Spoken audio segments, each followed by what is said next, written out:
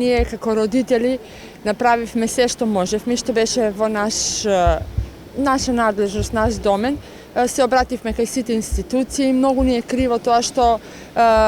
сите ни дадоа исти одговор дека се е по закон, а никаде никој не сакаше нити да разговара, ниту да размислува за последиците кои што ги имаат нашите деца по нивното психичко, ментално здравје, емоционалните стресови што ги доживуваат. Станавме сами, не добивме поддршка ни од граѓаните, ни од институциите, но апелираме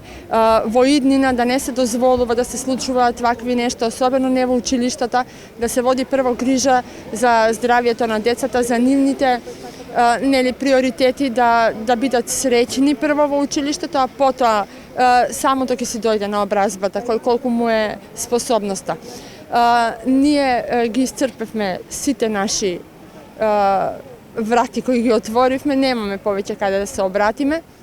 Во интерес на децата одлучивме во понеделник децата да си одат на училиште, редовно како што треба. Сите последици, значи сме спремни како родители, свесни сме што направивме,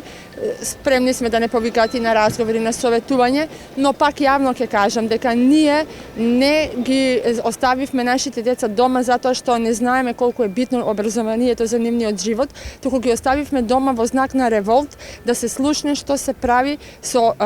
деца од 10-11 години во најчувствителна возраст, во нивниот развој,